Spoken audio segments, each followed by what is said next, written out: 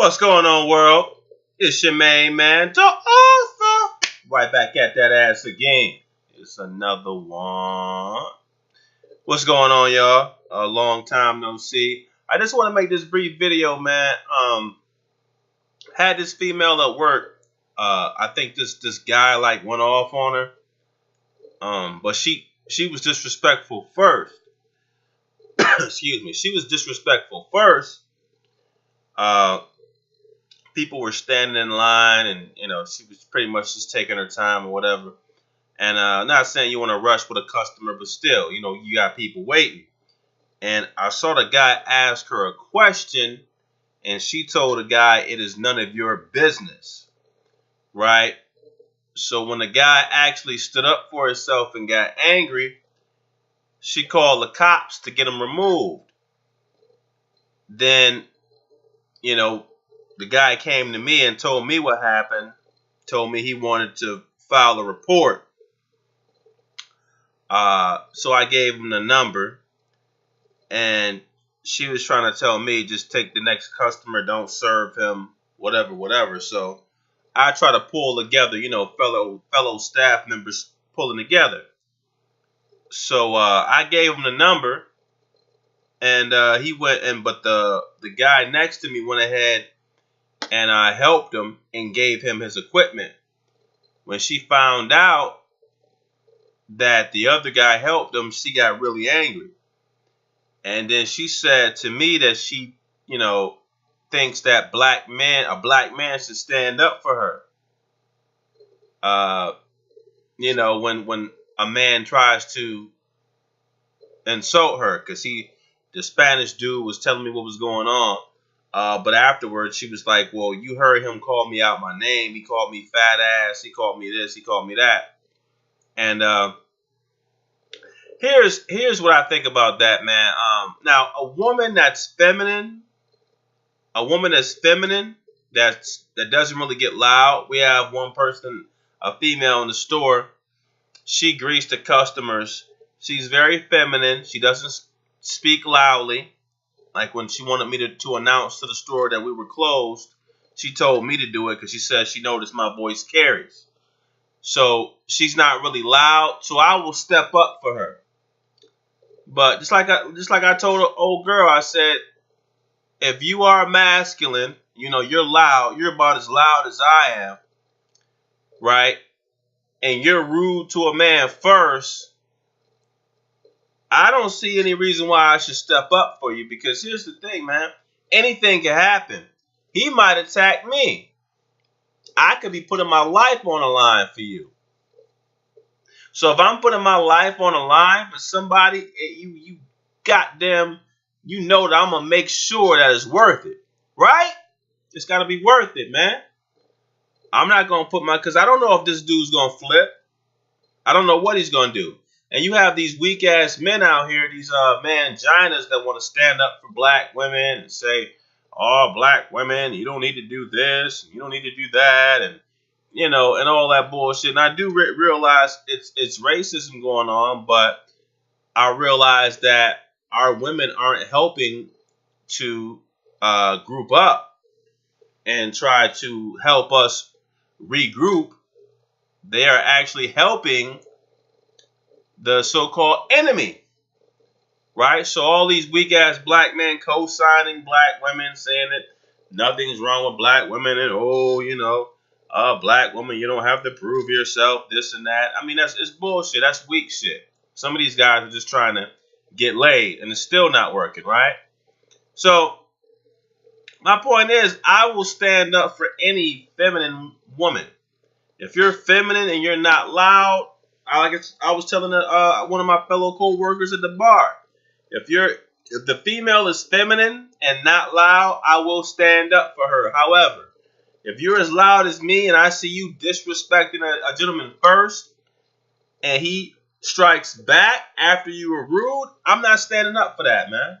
I'm not going to do it. I'm not going to be one of these weak-ass black men. Like, I'll make another video about this one black dude on a job. I talked about black women supporting the weave empire, where billions of dollars are spent on weaves. He was like, no, white women wear it too. White women wear it too. White women wear weaves too. You better wake up. You know, he even sound like a woman, right? And I'm like, okay, all women wear extensions, but who's making the industry $1 billion industry? Like I said, you can look at any women, Arab women, Puerto Rican women, Mexican women, white women. Who depends on weave? Let's be realistic. Let's be realistic. See, nobody wants to be realistic. Sure, women get extensions, but who depends on weave? Who can't go outside without a weave? And if they don't have a weave, they have to have a shower cap. Who depends on weave? You see, no, that's why a lot of the black race is kind of fucked up because we can't be realistic. We have to be on that bullshit. We can't admit shit to ourselves. It's one thing to lie to other people, but don't lie to yourself. If you know you're not good enough, do something to improve that, man.